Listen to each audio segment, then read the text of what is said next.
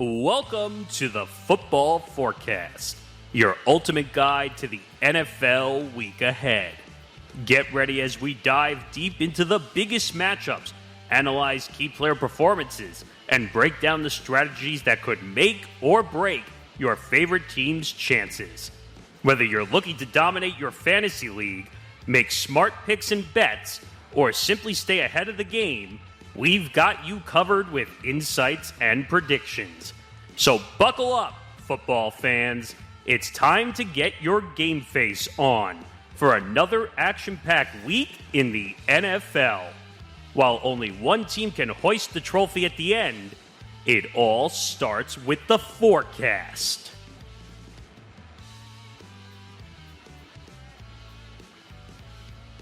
Yes, here we go. Week 2 of the Football Forecast here on the Empty the Bench Podcast Network.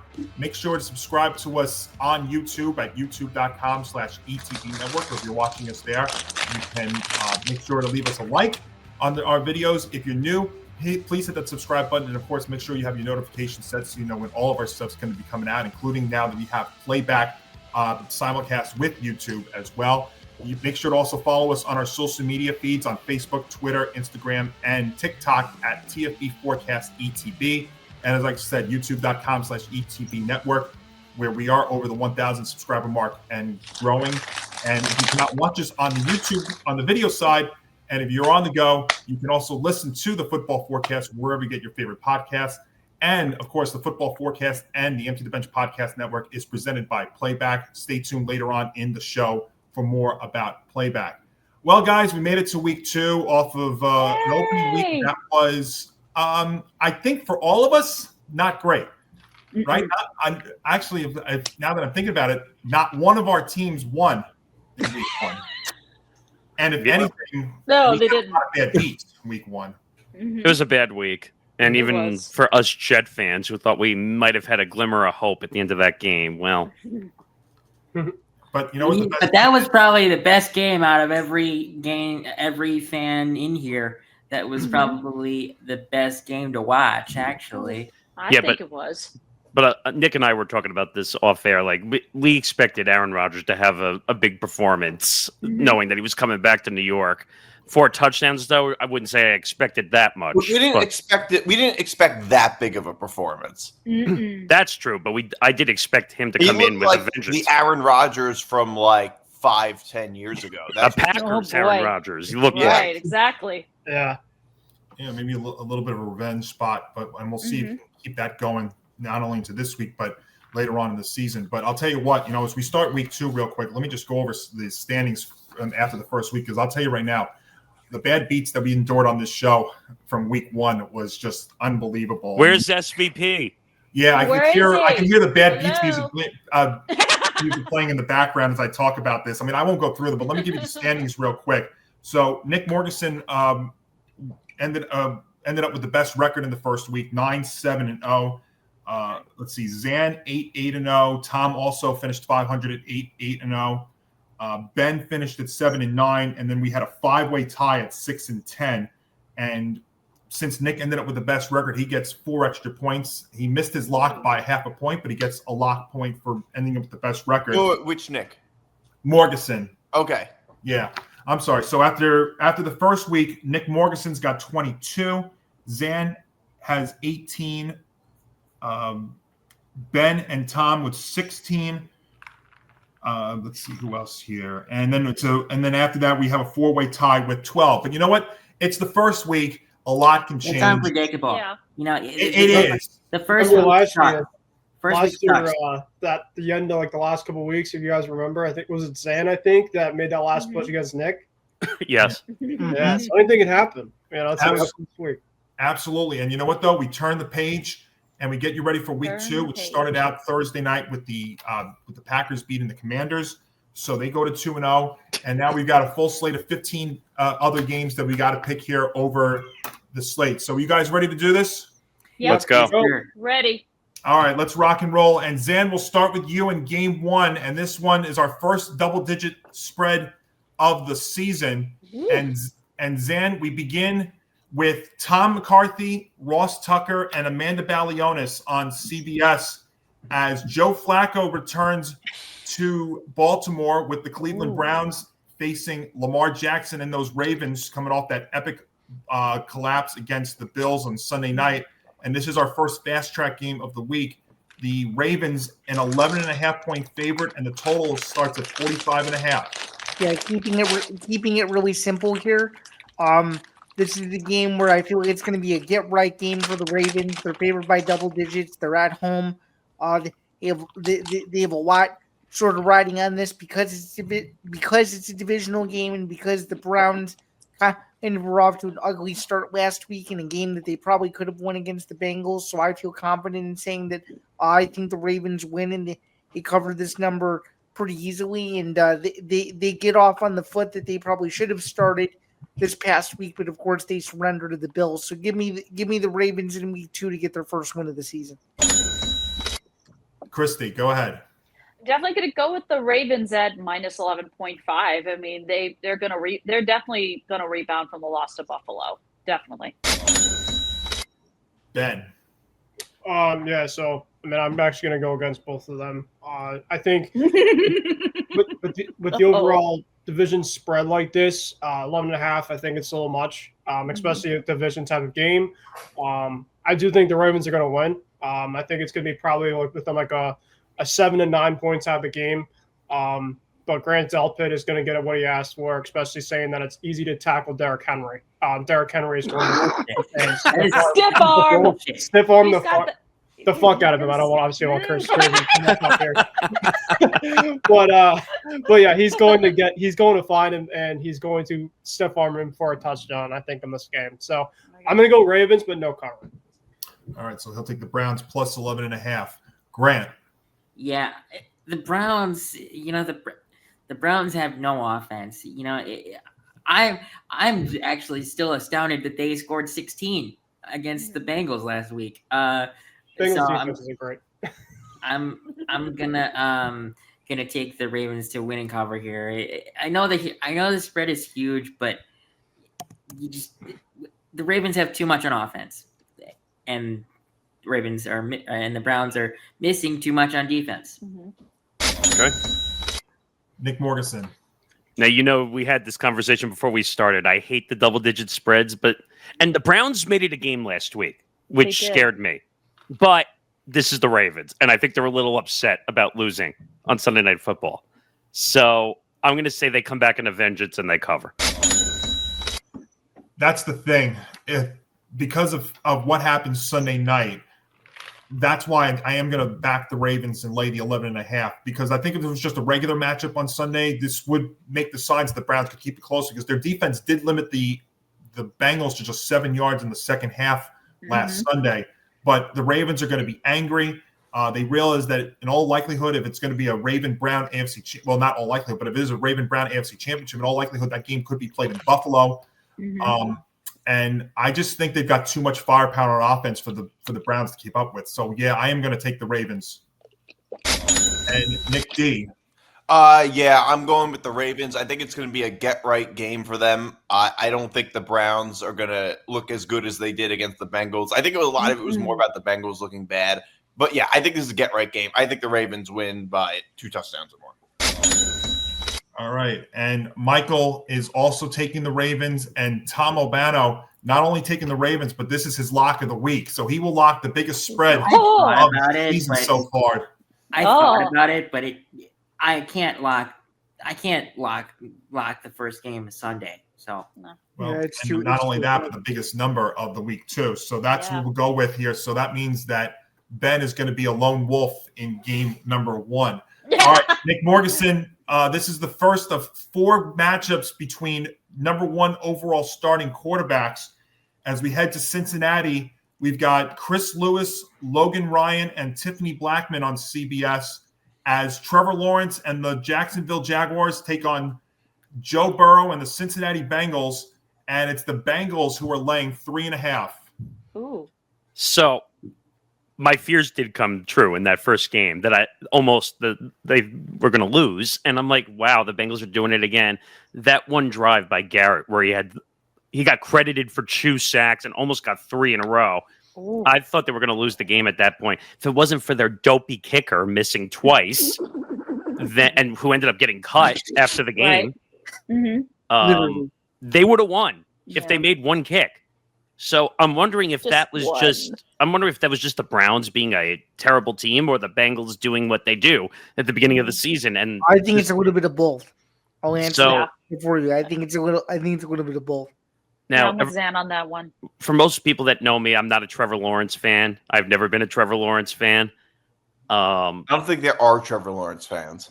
I'm not. I don't think there's any Trevor Lawrence. Even There's no Jaguars Trevor I'm fans. indifferent either way. I'm So- indifferent with them. I mean, making $55 million a year, you would hope someone would be a fan. But this is going to be shocking for the 2 weeks in a row, but I am taking the Bengals to cover because I don't see the Jaguars winning this game. Bengals cover. I think you should play that siren sound effect. That's a miracle right there that he's done that. So I got to tell you, this is a tough one for me because, yeah, both of these teams won last week, but they both also didn't look good at times too. But, man, I think offensively they're going to put up some more points. I mean, look at the total here, 49.5. I mean, that's actually a little bit large. But I'm going to take the Jaguars, especially getting an extra half a point. I don't know if I'll put them on the money line, but here's what I think is going to happen.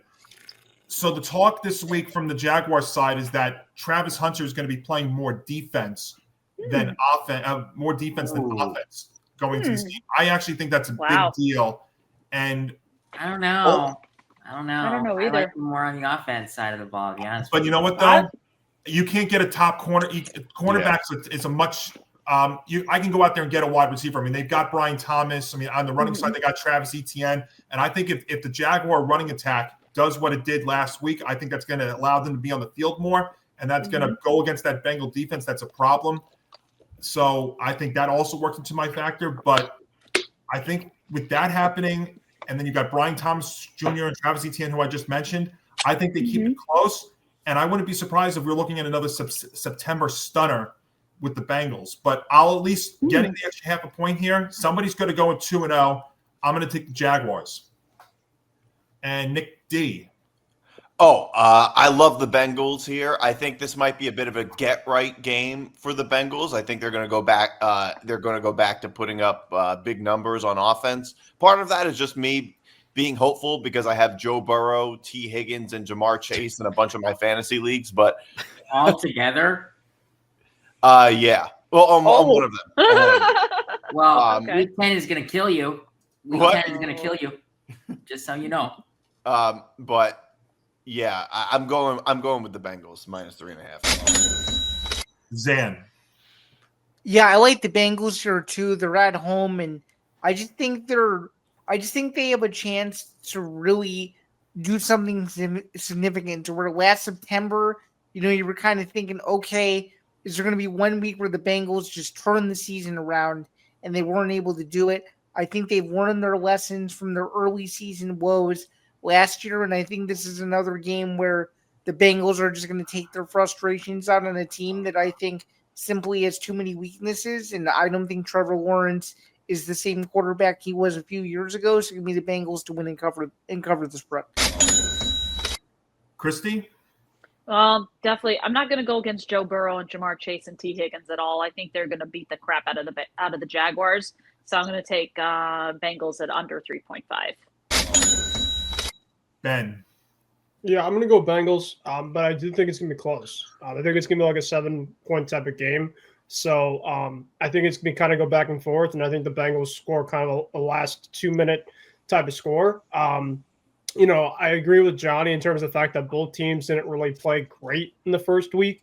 I will say, though, I really like the quote Joe Burrow said post-game last week in the matter of basically a lot of the game that they won last week, essentially they lost a lot of those in the last couple of years. And I thought that was really interesting that he said that because he essentially knows the way that the Bengals have been the last couple of years and losing a lot of close games early on in the season.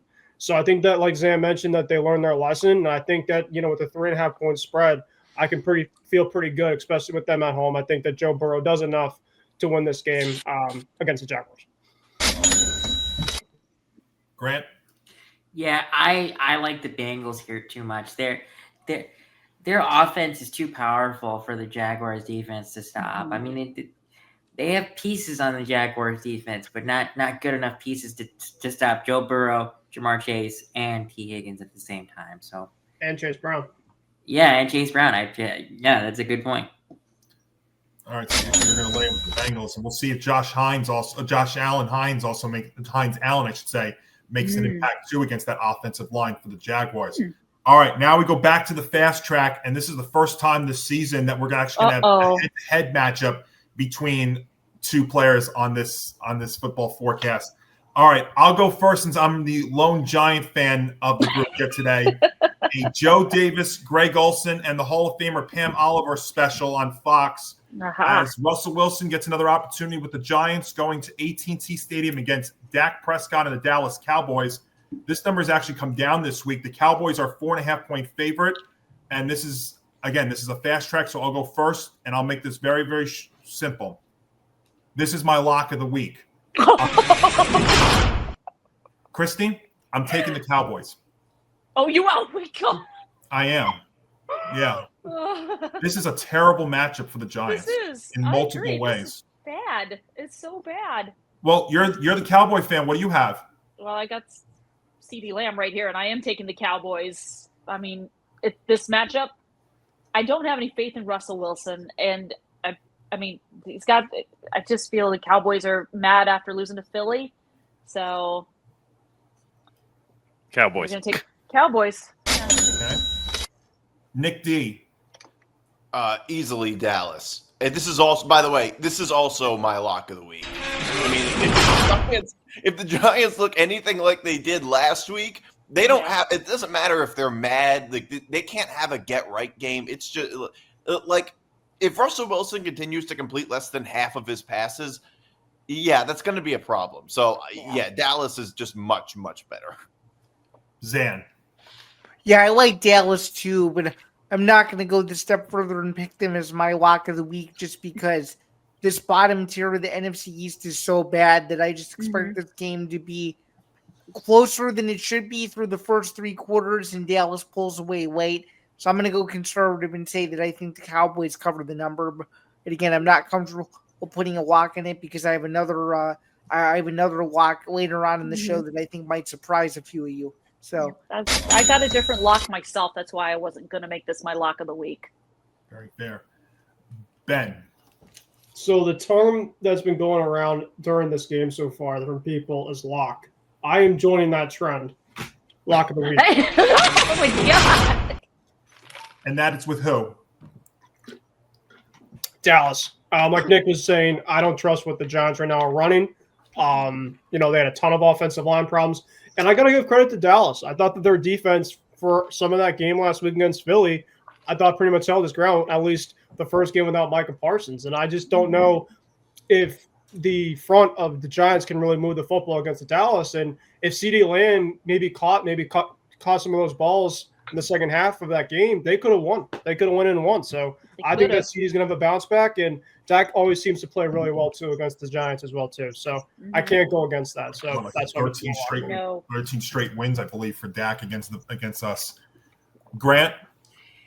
Yeah, I do not trust Dallas's coaching staff, but at the same time, the Giants looked like crap last week. So as much as I don't want the Cowboys to win, I mean, because I still don't think that they have a great coaching staff either, and you're only as good as your coaching staff. I'm going to take the Cowboys to win and cover here. And Nick. So the way I look at this game is, first of all, they're playing in Dallas. The Giants never really win in Dallas. Like, it's been quite a long time since they've won in Dallas.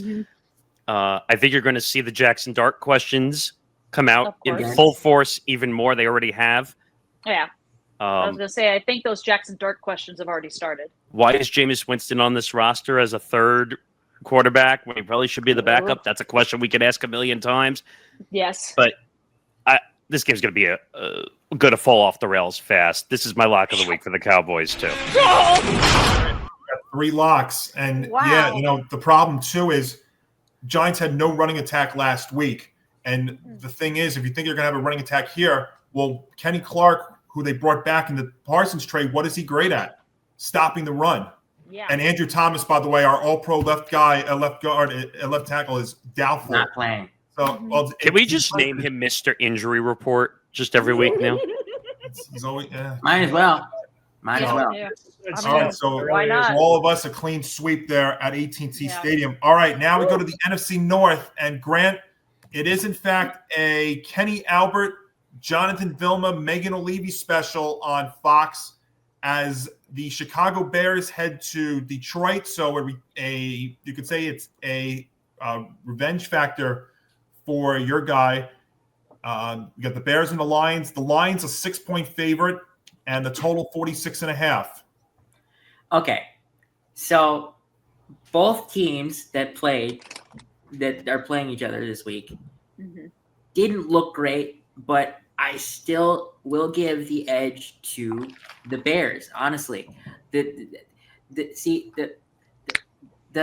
Lions are learning two new coordinators on offense and defense, and the Lions looked like crap against the Packers. I know that it was against Micah Parsons and all that stuff, but he was on the field for half the plays. And you can't look that bad in week 1 on offense and defense and turn it into being Superman in week 2. So as much as I am rooting for the Lions any week that they're not playing the Bears, I have to take the Bears here. And we also did get Jalen Johnson and TJ Edwards back, so that's going to help us a lot on defense. But honestly, 3/4 of last week's Bears versus Vikings game, the defense looked very good. It's just they need to figure out how to stay up in the fourth quarter. So you're going to take the Bears plus the 6. And yes, I am. The Ben Johnson revenge games, he returns there to Detroit. Zan, what do you have? Yeah, obviously the Bears really did deflate me on Monday night. I was very disappointed in the way that they just totally found a way to lose the Minnesota game. I do agree with most of Grant's sentiments that I do think this game will be really close, but at the same time, I just don't think this game is going to be played all that well. I think it's going to be a really sloppy game. I think there's going to be turnovers. I think there's going to be penalties. I think there's going to be field goals. This is actually my first total of the week. I like the under in this game, the under 46.5. I'm so nervous for this game that I don't even feel I don't even feel like the spread, at least in my opinion. I don't know if any of you guys will end up agreeing with me, feels even remotely justifiable. So give me a total here in Detroit. And if I had to pick a side, I would probably end up picking Detroit, but they would win narrowly. But I feel more comfortable picking a total. So give me the under in Detroit on Sunday. All right, Nick Morganson, what do you have? Actually, believe it or not, I see the synergy in my co-host over there. I'm taking the under 46.5 also. I don't trust the spread in this game whatsoever. The Lions kind of shocked me. I think I don't know about you, Nick, but I think the spread is misplaced. What do you? I think it's high. I think it's very high. Actually, I think so too. I think they were expecting the Lions to come out and be a juggernaut offense, and I just don't see that with Ben Johnson being gone, and obviously Glenn now being in New York with the Jets. I just think all their strategy and scheme is gone. And on the other side too, the Bears kind of scared me in week 1. 21 unanswered points defensively to lose that game in the fourth quarter. That scares me too. Caleb had a ton of problems escaping the pocket in week 1 and was not willing to throw the ball away. So I don't see this being the big offensive game. So this is an under, and I'm confident about it. Nick Diaz, host of Unnecessary Wagers, what do you make about this game with line or whatnot? Well, the spread to me is very weird. I mean, look, I'm not going to touch the spread here because with both of these teams, we don't really know what we're going to get. With Caleb Williams, it's like That's what I'm saying. We don't know exactly. Caleb Williams, he's kind of like okay, in baseball terms, I would say he's like the Ronnie Mauricio of quarterbacks. Whoa. Like he has people only talk about him in terms of potential, but we don't know what we're going to get every week. It's true. And in a weird way, that's also a little bit true of the Lions because Jared Goff's a good quarterback, but he's very much a product of his environment more so than like most other quarterbacks. To me, he's like almost like a Geno Smith or a Sam Darnold. And here's an interesting stat, which I think most of you have probably seen. Jared Goff want to hear a crazy stat? Yeah. Yeah. He is 0-19-1. Yeah, that is without very Sean McVay or Ben Johnson calling plays. Now, that statistic might be a little bit misleading because it was like probably his rookie year and his first year with the Lions. But that is a little bit of a concern. And that could explain why they didn't look great against the Packers. And so bottom line is, I don't really like the spread here because it can go in so many different directions plausibly. But I actually like the over. I think it's going to go over, even though it sounded like I was making a case for the under. I think it's going to go over because I feel like the Bears defense completely collapsing at home against the Vikings. I think that can happen a lot more easily against the Lions on the road than at home against the Vikings. When, keep in mind, J.J. McCarthy played at least the first half and into the third quarter on training wheels. Yep. But it's almost like they spotted the Bears in the beginning, and then he came out and then he threw the ball down the field a little, and the Bears defense completely collapsed. I mean, I get that Jared Goff has new coordinators and everything, but I mean, that's going to be a lot worse if it's against the Lions.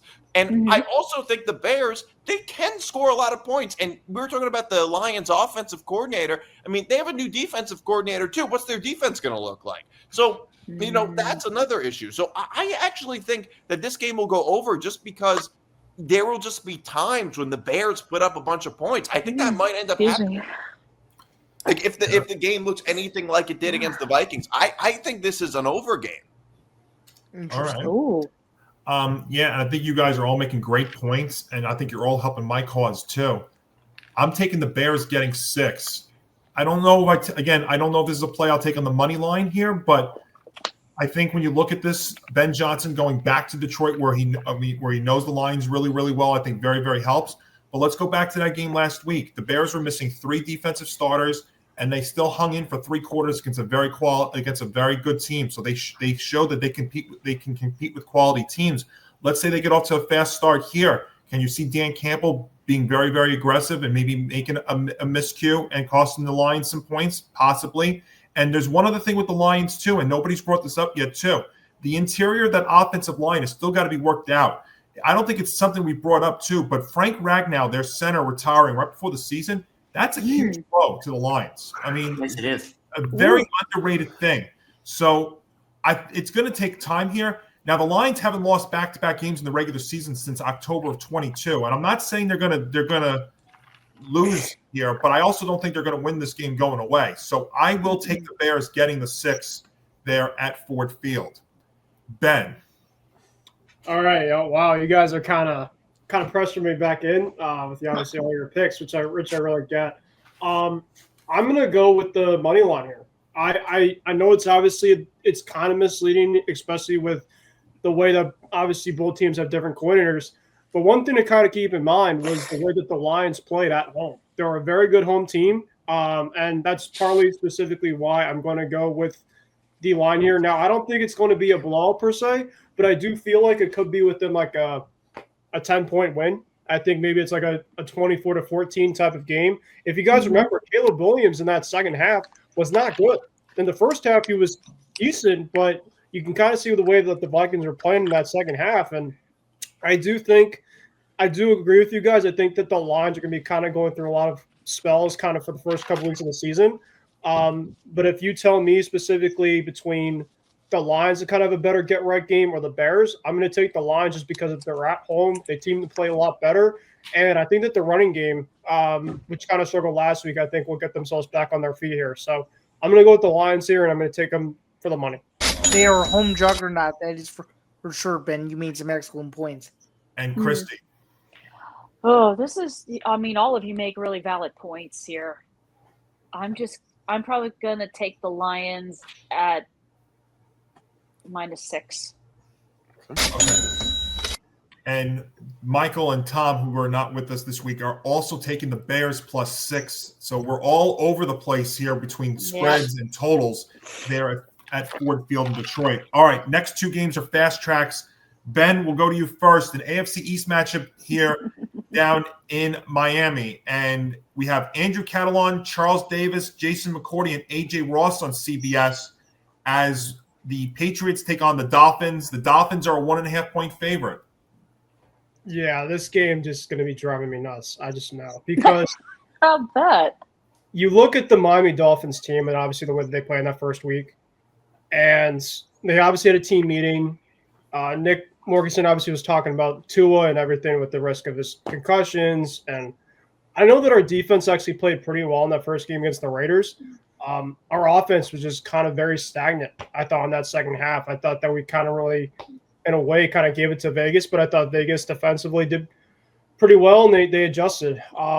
So I think one thing to kind of keep in mind is the Patriots, ever since Brady left, has just been a very, very bad team in Miami. Even when Brady was there, they were really a tough team in Miami. So obviously I want to go against my gut here and go with the cover, but I do think that the Patriots, with this line here, I think that they bounce back. I obviously hate this gut here. Obviously, I'm just kind of going with more of my team's sake, and I think it's going to be a tough game. But I do think that offensive line, too, for Miami is very weak.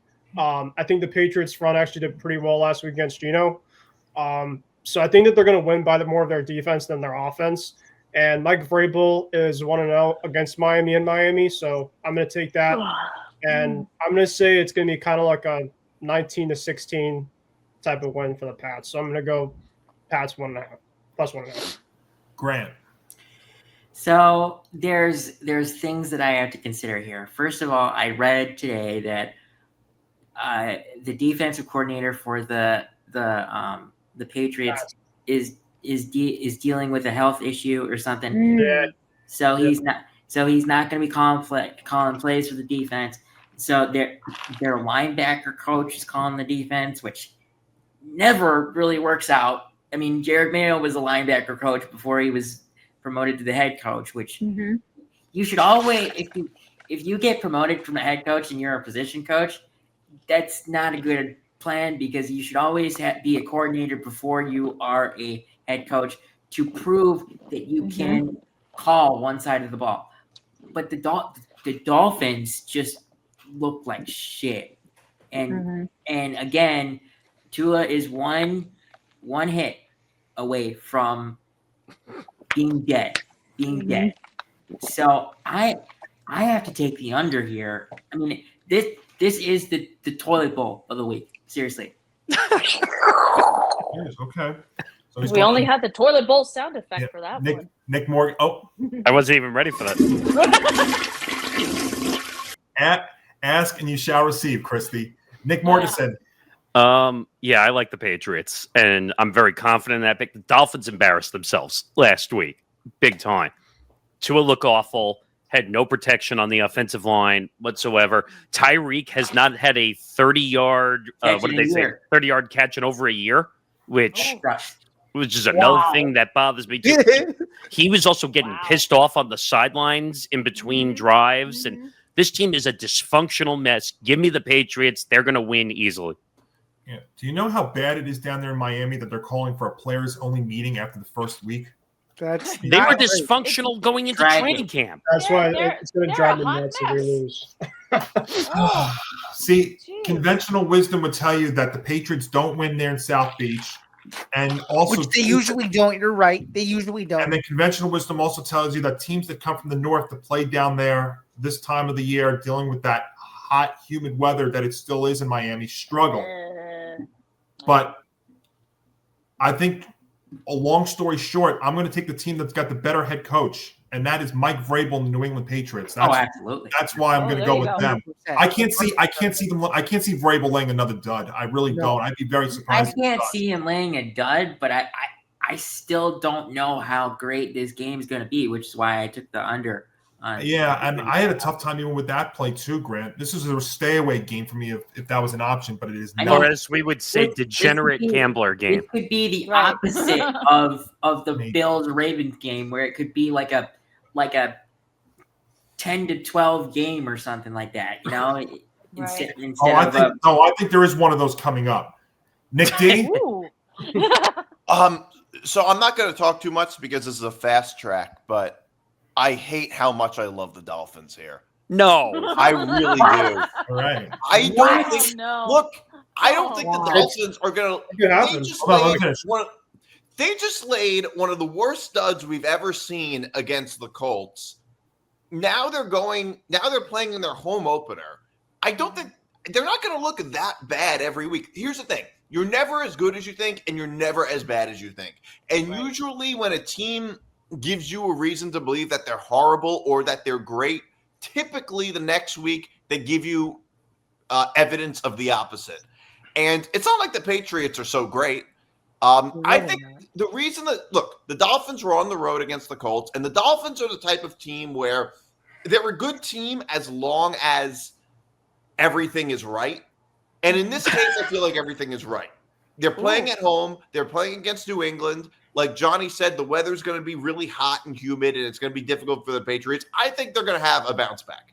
Okay. So you could also, really quick to counterpoint Nick, essentially both teams are having both the losses. So you could theoretically say that both teams are going to possibly have a bounce back. But I do agree. The fact is that we have to go on the road to Miami, and we just suck there. So, Zan?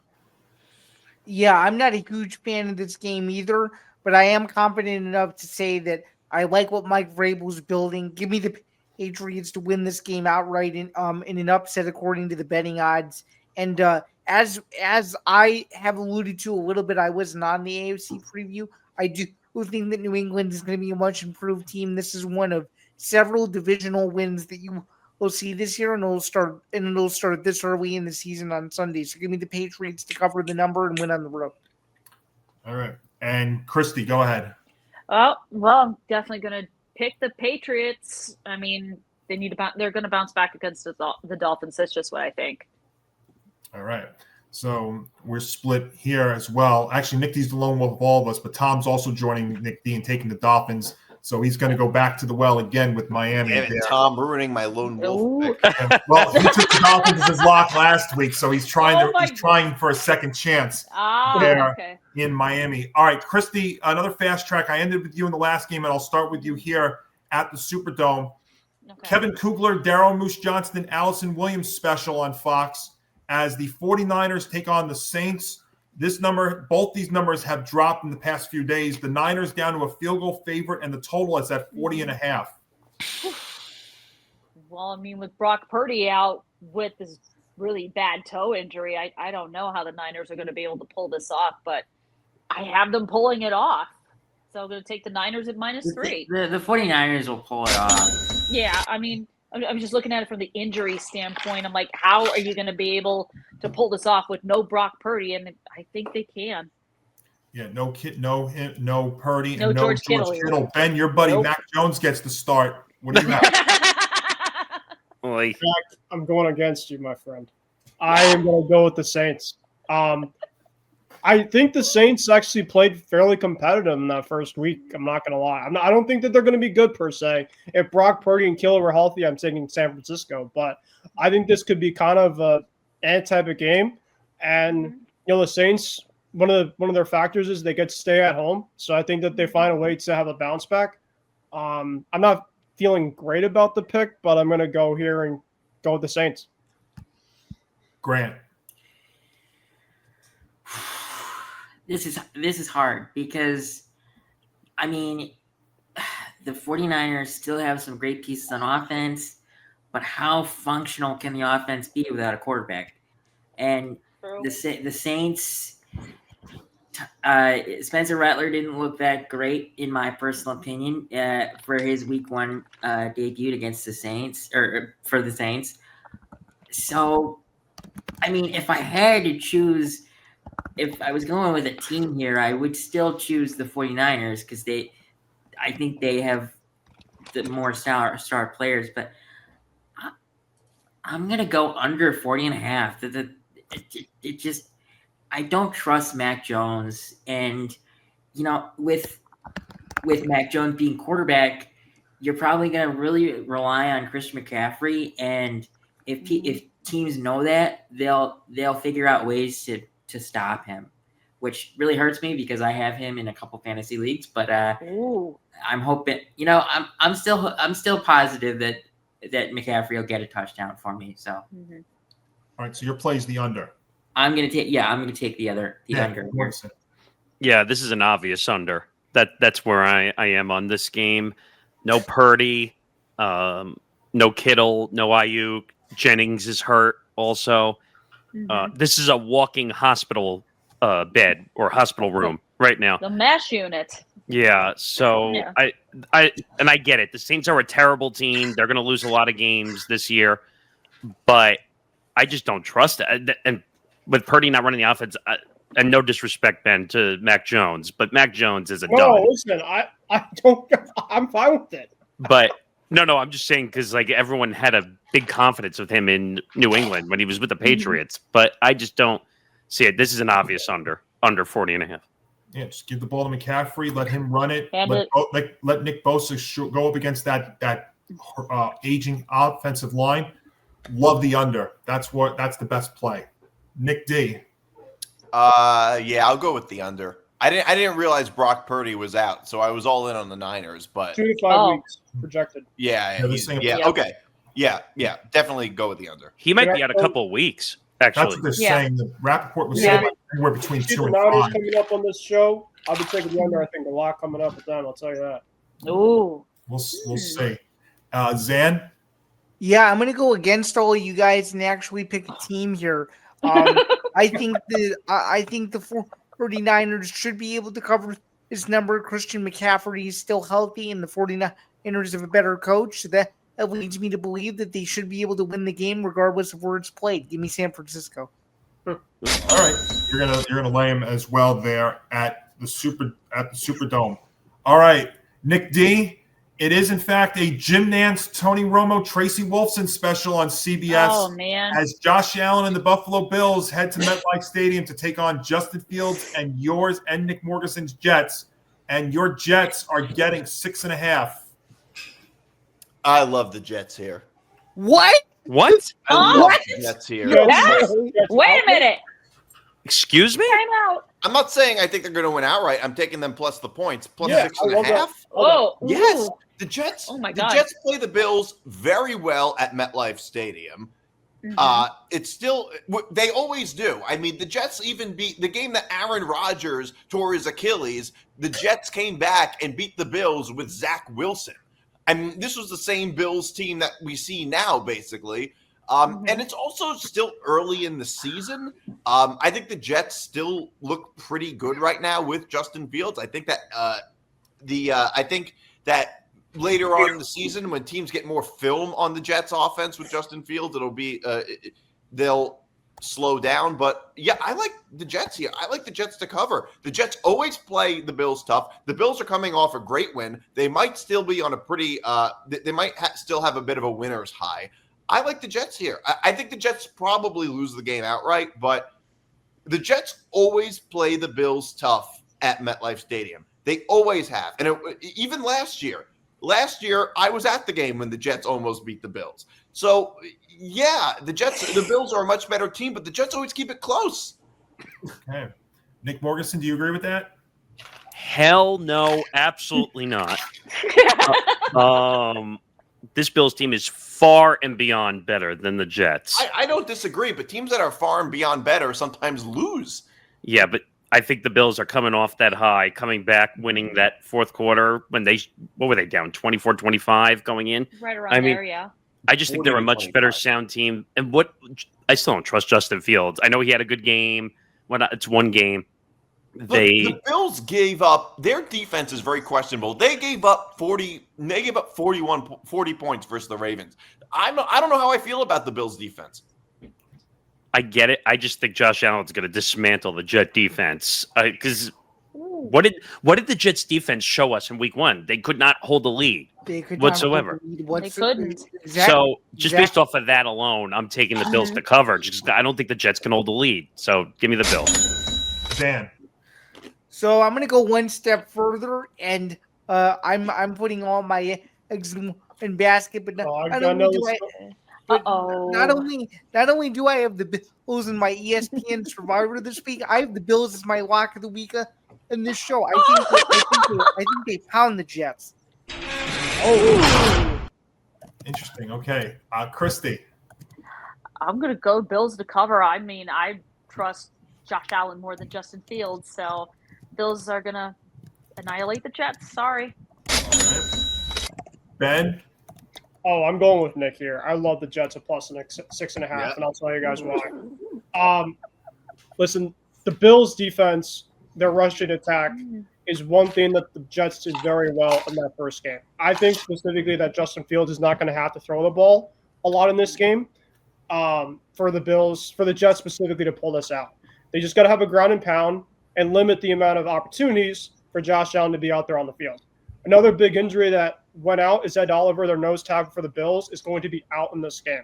That is a massive loss. You saw the impact against the Ravens last week that Oliver had. And so you saw what the Jets were able to do, ground and pound, and that's the way that's going to happen. Now, Morganson might have a great point in terms of the fact is the Jets haven't seen with Aaron Glenn a guy like Josh Allen before. Now, you're going to go from Aaron Rodgers to Josh Allen. I think it's a little bit of an upgrade, if you ask me. But I just think specifically. You mean Fields? That's an understatement. Yeah. Regardless of the fact. You meant Justin Fields. Yeah, regardless of the fact. And Nick's point as well, too, DiMartino, the Bills-Jets game last year was a 23-20 final. I think they're always close, always at MetLife. I think it's a lot different, actually, over at Orchard Park. I love the Jets at plus 6.5. Obviously, I'm not going to take them outright. I think that the Bills are a better team, but I think it's be kind of a back and forth type of game, and I feel pretty good about that. So I'm going to go Jets at plus 6.5. And if not for a couple really stupid penalties, the Jets could have won that game. Yeah. Grant. Wow. You know, I'm gonna follow my two brothers on the podcast here, and I'm gonna actually make the Bills my lock of the week here. Oh, there we go. 2 locks in this one. Three, because Michael made him. Michael also made it his lock of the week. So we don't get Morganson locking against his team, but we get 3 other guys instead doing it. That's the trade-off. Yeah, I 1,000% agree with Nick, and I 1,000% disagree with Nick. okay. I see what you did there. Yeah, the guy that I agree, the Nick that I agree with is Nick D. I am totally taking the Jets plus 6.5. This is a letdown spot for the Bills. I knew it. What? But Nick D is 100% right though too, and we spoke about this earlier in the week. The Jets always play the Bills tough at MetLife Stadium, and Josh Allen struggles at MetLife too for whatever the reason, if it's mental or whatnot. Tough stadium to play at.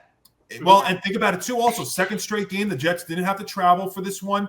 Bills have to travel. A little bit of a shorter week after playing an emotional game on Sunday night that went really late. They had to use a lot of energy to come back here too. And Ben's 100% right too. The Ed Oliver injury is huge. I mean, and the one thing, and you also saw in that game last week from the Jets offensive line was very, very sharp. That guy that they drafted was fantastic. I mean, not talked about enough because obviously, what's that? Against TJ Watt. Yeah, I mean, he was great. I mean, it looks like they might have found something there. I got to tell you, it's almost really tempting to even put him on the money line. I'm not going to do that though yet, but I think this game could be really close. I think Aaron Glenn has invoked some positivity and some confidence into this group. They're missing some pieces, but I think they keep this game very, very close. Divisional matchup, a big number, second straight home game for the Jets. This screams a cover. So I wouldn't go money line, but I'll take the Jets getting the 6.5 at MetLife Stadium. All right, now to the other team that the Jets played, And for the second straight week, Grant, the Steelers have the lowest total of the week at under 40, 39.5, as we've got the Seattle Seahawks coming cross-country with Sam Darnold to take on Aaron Rodgers and the Pittsburgh Steelers. Steelers are a 3-point favorite at Aqua Shore Stadium. It's an Adam Amin, Mark Sanchez, Christina Pink special on Fox.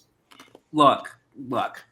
I am not an Aaron Rodgers fan, but the Seahawks did not look good last week, and I think it's just more evident that Sam Darnold is a systems quarterback, and I don't think the Seahawks system is right for him. So as much as I do not want to take the Steelers to win, I'm taking the Steelers to win. I will never come out and say that I like Aaron Rodgers, but I can cheer for a team. I will never cheer for Aaron Rodgers. It's just the Steelers will win. X. There he is. Shut up, Nick. I don't need to hear that. RELAX. And Nick, what do you have based on that? So it was interesting to see that this was the lowest spread of the week. Now I won't touch. Lowest total of the week. I won't touch it because again, a certain man you just heard is the quarterback, so I will not touch the total on this because I'm afraid of him getting hurt. But but Seattle looked like garbage week one, and that scares me. And maybe we're getting the real Sam Darnold showing up. Maybe I don't know. Ghost Sam Darnold. But Aaron looked really good against the Jets. Now, is there going to be a hangover of that after winning at MetLife going into there? But I'm going to take the Steelers to cover. I just think they're the better team. Yeah, I almost thought about making the total as a lock because I think this game is going to go over. Now, here's the trick. Here's the tricky thing. Locks too instead. You can. Yeah, you absolutely can. I didn't know that. Well, I still stand by my lock. So yeah, you're good. So here's the thing with the Seahawks. So they're not fazed by playing on the road because they were won 7 out of 8 last year away from Lumen Field. And last week, we're talking about Sam Darnold, but the Seahawks defense actually played great. The only problem was that they could not get to the quarterback, but they played great defensively. So that could be why you're looking at maybe a little bit of a lower total than you would expect. And they got to turn that pressure now into sacks against Aaron Rodgers because that was the one thing the Jets weren't able to really do enough last week. I think the question, though, when you look at Sam Darnold is can that offense take advantage of a Steeler defense that's aging in spots, that struggled late last season, and then gave up almost 400 yards to the Jets in week 1? So if they can do that and Aaron Rodgers falls back to earth, I think the Seahawks win. But I just don't see enough of that happening. I am going to lay the 3. I'm going to take the Steelers. Nick D? Yeah, I love the Steelers here. I love the way Aaron Rodgers looked against. Not love it, but hated it. But the way Aaron Rodgers looked against the Jets. And the thing with Seattle, I don't know what to make of Darnold yet. Yeah, he's obviously a system quarterback. I don't know a ton about the Seahawks system. I don't know if the system wasn't good or if Darnold just didn't look good. But you know what? Pittsburgh's not an easy place to play. And if he struggled like that at home, I don't know what to think about the Steelers. And I think the reason the over-under is so low is because of the Seahawks, not because of the Steelers. Right. So I'm going to have to go with the Steelers here. Zan. Yeah, I actually like the over total in this game. I like the way Pittsburgh played a week ago, and I was thinking about taking them outright, but I just don't know what Steelers team I'm going to get, especially with Rodgers. But I do feel like Pittsburgh should be able to put up a bunch of points anyway, and I just think this number is too low. So give me the over 39.5. Okay, Christine. All right. I don't like Aaron Rodgers either, but I'm gonna go Steelers. Take the money. Okay, Ben. I'm gonna take the under. I don't really know, especially with the debuts of both guys. I don't know what to make out of both guys to play in their second week. So I'm just going to take the under and play it safe. All right. And this is also the DK Metcalf revenge game there That at too. Pittsburgh. All right. 2 more fast tracks. One more in the early window. Let's go to Nick Morganson. Nick, we've got Iron Eagle, J.J. Watt, and Evan Washburn on CBS, as we've got the Los Angeles Rams coming cross country. Matt Stafford and the Rams against Cam Ward and the Titans, and the Rams laying 5.5. I feel bad for Cam Ward. I just do. That was a tough matchup for him coming out of the gate, and I don't think this matchup is much better. No. I like Stafford. I mean, even though he's had the back injury and all that situation coming out of training camp, I just think they're the better team. And the Titans are in a rebuild year. It's just as plain and simple as that. So I'm going to take the Rams to cover. Nick, I agree with everything. I agree with everything you said except the result. I'm taking the Titans plus 5.5. I think the Rams win, but again, they come cross country, and the Titans defense actually didn't play that bad against the Broncos. Killed me with my lock last week. And Colin Coward's Ward, by the way, is Titans plus 5.5. It's Colin Coward's Blazing 5 pick too this week is the Titans. No. Oh, that means that I should go the other way then. If I knew that you better go the other way. All his picks are like mostly wrong all the time too. They are. I hate Colin Coward. He's literally got Hey. Colin Coward's slander will not be tolerated.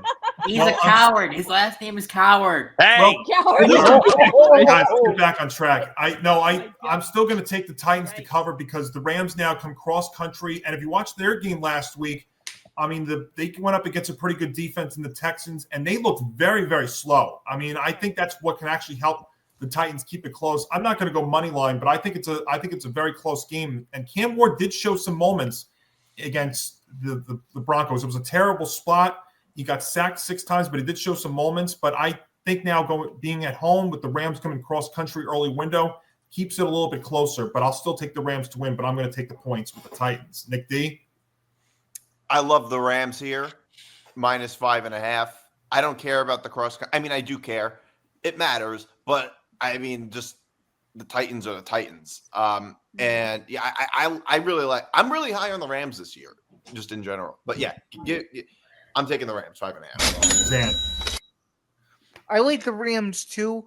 I just think overall at this point, even though it's still early, I think they're the better football team. And I just like the way they played in the fourth quarter last week, the way they were able to close out the game, and I think they'll be able to do the same again. And I just think Cam Ward, it's going to be a huge learning experience here for him, only being a rookie. And I think it's going to take some time for him to get comfortable. And I actually think he's going to get sacked 3 times this weekend. So give me the Rams to win by at least 10 to 13 points and also cover the number. Christine? I'm going to go with the Rams. I mean, Cam Ward's going to continue to show signs of how good he can be, but I just think the Rams they're going to win. So I'm going to take the under Rams. Under. Wait. Okay. Under. Wait, what are you taking? Are you taking the Rams or are you taking the under? Taking the Rams, sorry. Oh, okay. That's all right. You said 2 things. I'm still learning. No, you're good. I just want to make sure you get your pick and you get your 2 points that you deserve. Yeah. Ben Cruz. Yeah, this was actually another candidate for lock of the week, personally, but I didn't go there. I love the Rams here. The Titans, Cam Ward, I think, is going to be a great future. He got sacked 6 times last week against a pretty good front for the Denver Broncos. He's not going to have any much of a tougher task than the Rams. The Rams have a very good front, obviously Jared Verse and others. And the Rams, I think, too, have a better offensive line than the Texans do. The Texans have a really bad front. So I think that the Rams specifically are going to pull us out. Okay. Yeah, I'm going to take the Rams to win and cover here because the rookie quarterbacks always take weeks to mesh into the NFL. And when you look at Cam Ward, I mean, the quarterback class for this last year's draft class was so bad that he was given the ability to be the number one pick because he was the best available quarterback. Like when you look at the quarterback class last year, no one stood out. They all, looked like middle of the road guys, but some teams are so desperate that they need to take a quarterback at one, and the Titans were that situation. And I think there is a possibility if Brian Callahan doesn't, turn around this season. I know it's only week 2, but I think that Brian Callahan may be on the chopping block if he doesn't turn this around. It always seems to go that way with when a coach drafts a rookie quarterback, they'll have a bad year the next year, and then they have to restart. Yeah. But I'm taking the Rams. All right, so I'm going to take the road less traveled there in Tennessee. All right, so from that matchup of number 1 overall quarterbacks drafted to another one here and one more fast track game. Christy, let's go to Arizona. A Spiro, Adam, and a Didi special on CBS as Bryce Young and the Carolina Panthers take on Kyler Murray and the Cardinals. And for the second straight week, it's the Cardinals laying 6.5. Oof. I mean, Kyler Murray, I think, is definitely going to ball out in this one. And I'm going to go Cardinals at minus 6.5. All right. Ben? Yeah, I think both quarterbacks are kind of like a very up and down when it kind of comes to their trajectories. Cardinals are a pretty good team at home, though. I think that's going to be one advantage about it. The Panthers obviously had a tough one last week, but I feel like they played pretty competitive. But I'm going to take the team that has the better talent, and I think that's Arizona. So I'm going to go with Arizona here at minus 6.5. Grant? Cardinals cover. The Panthers, they're getting better. They are, but I can't say it. I can't say the Panthers are there yet. So the Cardinals win and cover. Nick Morganson. Yeah, Cardinals cover. I don't trust Bryce Young right now. He kind of reverted back a little bit to what he was trying to do at the end of last season, and that kind of scares me. Even though the Cardinals are not great, but I'll take them to cover in this scenario. Absolutely. By the way, Bryce Young going up against Calais Campbell. Watch out. Yeah, not good. I was hesitant against the Cardinals laying 6.5 last week. I'm not this week. I'm going to lay them. Nick D? Cardinals. All right. And Zan? Cardinals too. This one should be easy. The Panthers are still a young team, and Arizona is one of those NFC West dark horses, and I think this is a comfortable win for them out of conference. So give me Arizona at home. Okay. All right. All of a sudden, this game's become very intriguing. A Kevin Harlan, Trent Green, Melanie Collins special on CBS. Battle of 1-0 teams here. Bo Nix and the Broncos laying 1.5 against Daniel Jones and the Colts. So second straight week that Daniel Jones plays at home, but he's playing a whole different animal of a team. This is a team that's got defense, that can get to the quarterback. It's got a great cornerback in Pat Surtain. I think it's going to be a reality check. I'm taking the Broncos. Oops. Nick D? Yep, going with the Broncos. All right. Zan? I actually will take a total in this game, and I like the under. I just think that this game screams too many mistakes on both sides, and I actually think it will be the worst game of the week. So give me a total here. Okay. Christy? Well, I got 2 coworkers at my job who are going to love me for this pick. I'm picking the Broncos at minus 1.5. Ben? Yeah, I think Daniel Jones isn't going to do what he did last week, and if he does, I'll go at him. It's just to my cap. Broncos 1.5. Yeah. Grant? Broncos 1.5. Their defense is too good. Daniel Jones got considerably lucky with the Dolphins week 1 because they got nothing on defense. So, Nick? Yeah, I like the Broncos here. I don't expect a repeat performance after that first week where the Colts I will tip my cap too. Historically scoring on all 7 drives. That hasn't happened in close to 100 years. Broncos easily. All right. By the way, Michael's hoping he does because he's the only one that's taken the Colts plus 1.5 there at Lucas Oil Stadium. Oh, no. All right, guys. This is only the 4th time that we've had a Super Bowl rematch in weeks 1 and 2 of a season. as we head to Kansas City. And just like we did back in Super Bowl 59, Ben Cruz, we've got Kevin Burkhardt, Tom Brady, Aaron Andrews, and Tom Rinaldi on Fox as Jalen Hurts and the Eagles take on Pat Mahomes and the Chiefs. And it is the Chiefs at home getting 1.5 points. Yeah, this is going to be electric. The 1.5, I love this line here. The Eagles, obviously, and the Chiefs, of course, both have key injuries.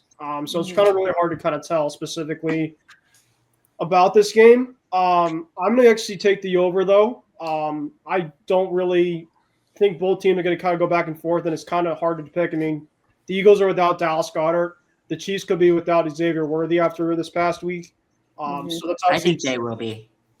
So that's obviously two massive losses on both sides.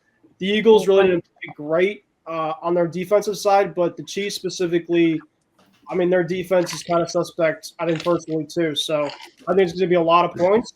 And so that's why I'm going to go away from the line here, and I'm going to take the over here of 46.5 plus. Grant? I'm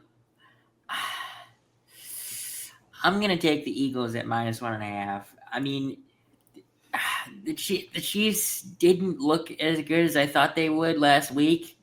And, they may be out for blood, but I can't go against Jalen Hurts and Saquon and that offense. Now, I am hoping that they get A.J. Brown more involved in the passing game. He had one catch for 8 yards in a whole game. I mean, that is criminal. That was sad. That was so sad. So I'm going to take the Eagles to win a cover. Grant, you can admit this part out loud. Did you have them in fantasy? Painfully, yes. I have him in. Wow. I may have him in our league, actually. That's why. I can read minds. I knew it. Nick Morganson, what do you have? Yeah, I have the Eagles covering -1.5 too. The Chiefs worried me in the opening game in Brazil, big time. Mahomes looked off. Now, you have a different factor when you travel to another country to play a game. So maybe that's partially the factor. I know they're at home. They're one of the better home teams. You're going to see the whole Swift madness going on at Arrowhead Stadium, which is going to be annoyingly painful. How many times do we see the camera go over to Taylor Swift? Over 4.5. Yeah, really. I don't know. But yeah, I have the Eagles covering. As long as Jalen Carter is back. Now, I'll never understand why they called the game that he got thrown out as a suspended game, but that's beyond my pay grade. Yeah, but I didn't play it, so there's that. I just think the Eagles are a better offensive team, and that the Chiefs' defense is suspect, big time. So I'm going to take the Eagles to cover. Boy, I'll tell you what. And I spoke to Nick before I started this, and this is very scary in me saying this, but this was almost a lock of the week candidate for me. Wow. Because this is how confident I am in making this pick. Now, real quick, in the 4 years that we've done this show, this is only the second time that the Chiefs have actually been an underdog at home in this matchup. Now, the last time they lost. But I got to tell you, I love the Eagles in this game. And the reason why is because the stuff that the Chiefs had a problem with in the Super Bowl, they didn't fix. I mean, the offensive line is still a mess. It had problems with penalties and protecting Mahomes. And that's just not going to cut it against this Eagles team, no matter where they play or when. And I think the Chiefs only have an advantage in a couple of categories: quarterback, run defense, and coaching. But we could throw out all the historical stats we want. They lack so much against the Eagles going into this game, and it pains me to say that as a division rival, but I just got to be fair about this. The Eagles, Howie Roseman's the best GM in the sport. He has constructed such a great roster. Yes, he is. I think the Eagles do win. Johnny, you made a great statement. He is the best GM in the NFL. Yeah, I mean, I have to respect that. I can't stand it, but I respect it. I'm taking the Eagles. Nick D? I love the Chiefs here. Love it. Of course you would. I think this line has a lot to do with recency bias with the Eagles. I am not in any way convinced that this season the Eagles are better than the Chiefs just because they blew them out in the Super Bowl. Things change year to year. we might see the Eagles team that we saw 2 years ago, which collapsed towards the end of the season, which was nothing even close to the Chiefs. But the Chiefs getting 1.5 points, getting points at home? Absolutely, I'm going with the Chiefs here. Yeah. Like we said, it's only the second time that's happened in the 4 years we've done this show, Nick D, so it's extremely rare. Zan? I hate how much I love the Chiefs too. They're at home. They're rejuvenated. They're ready to go. I rarely ever pick against Patrick Mahomes in any situation. The Chiefs burned me in the Super Bowl back in the winter time, and I think that this is a sweet revenge game from the Super Bowl, and I think it's an absolute epic thriller. I think the Chiefs win 33-30. All right. And Christy? Well, I'm not going against Patrick Mahomes at all. In fact, this is my lock of the week. I'm going with the Chiefs. Wow. So Christy's going with an upset lock. I like it. I am. The football forecast is presented by Playback. Watching sports is more fun with others, but we spend too much of our time watching alone. Playback is a virtual space where communities can stream live sports together, with everyone perfectly synced up. Creators can hop on stage, deliver their own play-by-play analysis and commentary, and invite viewers up for Q&A.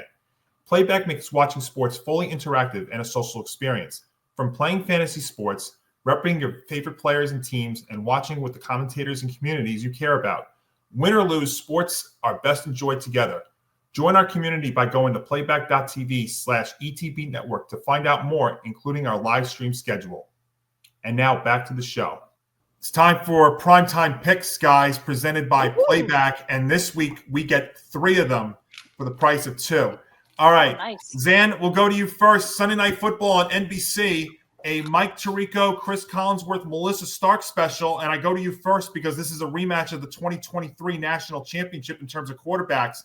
Michael Penix and J.J. McCarthy as the Falcons take on the Vikings. And the Vikings are laying 3.5.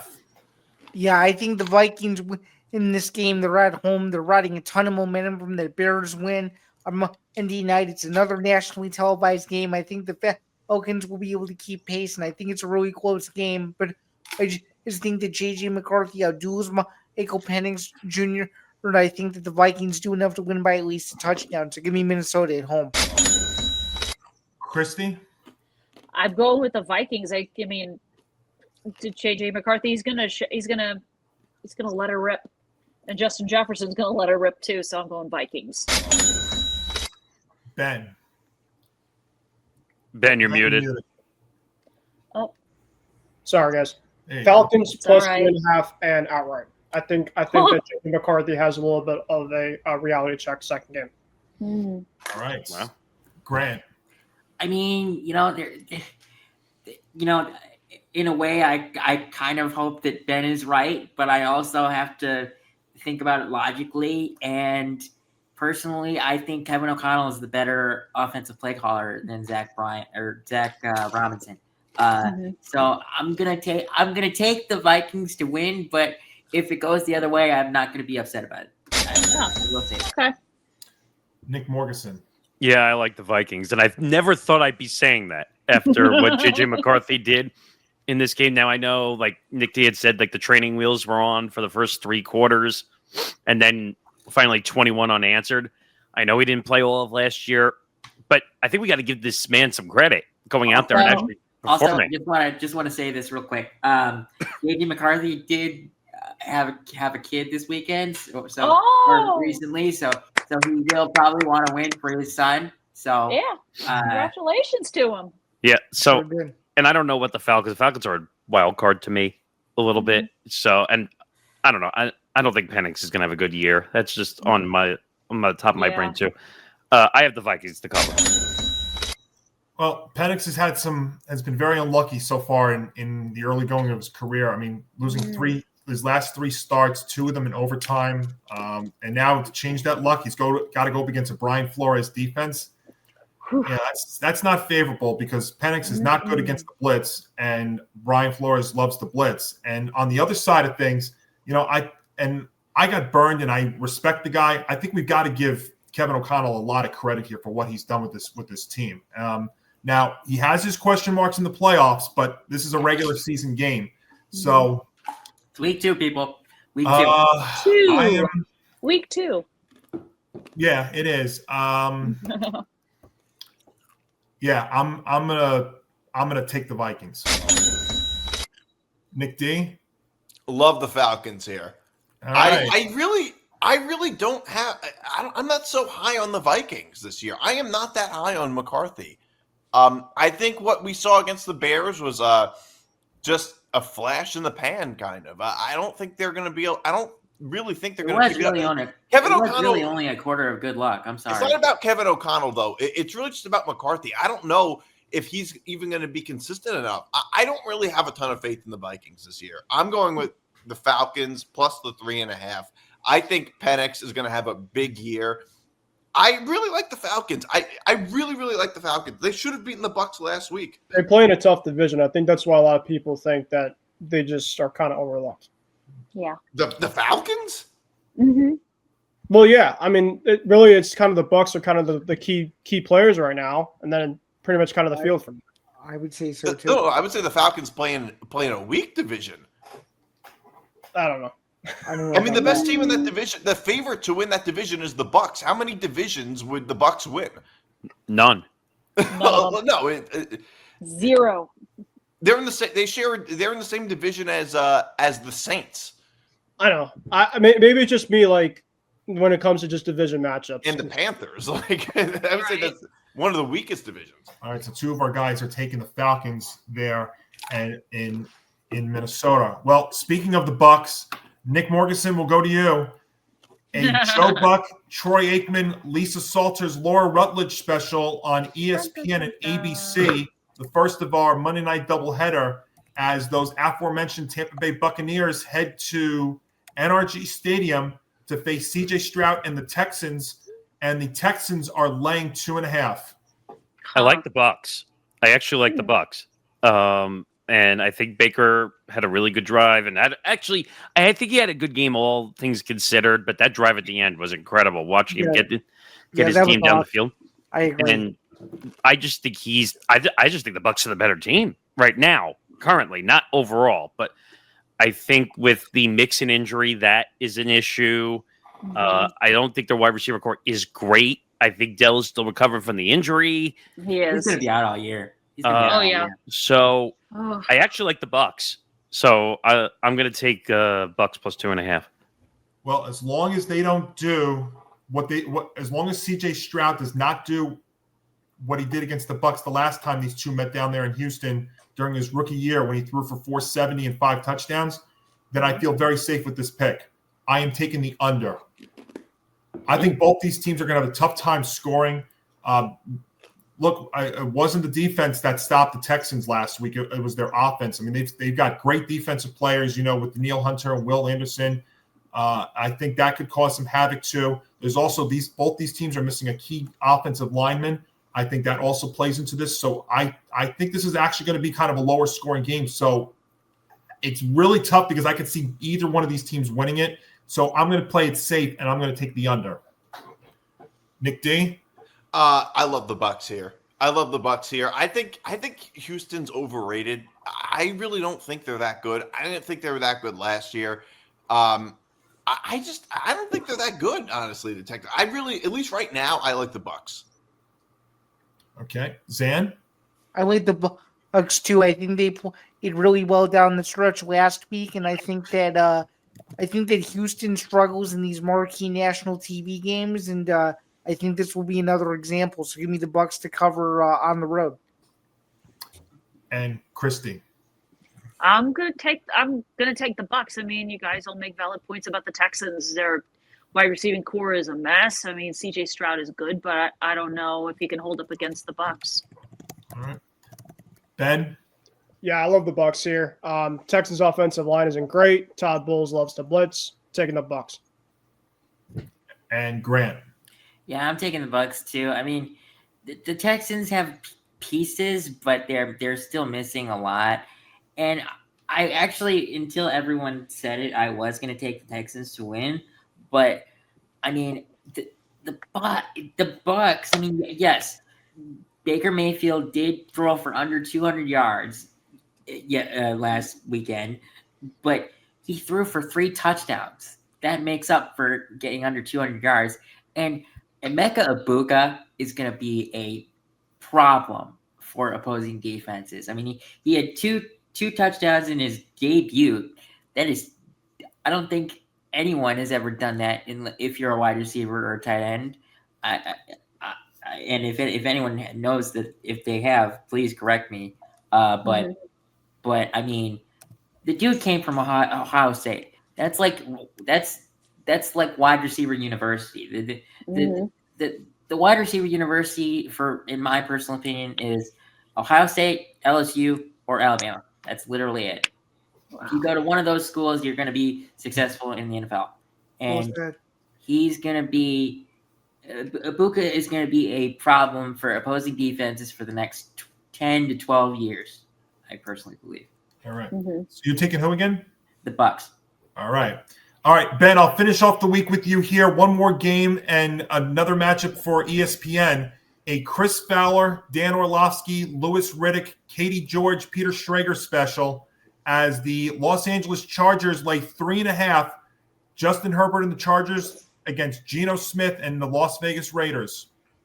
Yeah, I'm going to go Chargers. Brock Bowers. Yes. Bowers. Shoot, I was about to forget his last name for a sec. He's currently not battling an injury, and I think that's potentially going to be something to monitor. The Chargers looked really impressive last week. I'm going to take the Chargers to cover. Nick D, I'll let you go next.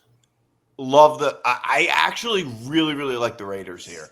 I think this is a little bit of a trap game for the Chargers coming off the win against the Chiefs. This strikes me as a trap game. I think the Raiders are a little underrated. I think they're going to be a little better than we're expecting. I like the system that they have. I think the Chargers will win outright, but I think it's going to be close. I think they're going to. I really, really think they're going to struggle, and that extra half a point really tempts me. So yeah, give me the Raiders. Divisional matchup, getting the extra half a point at home, no less. Grant? Yeah.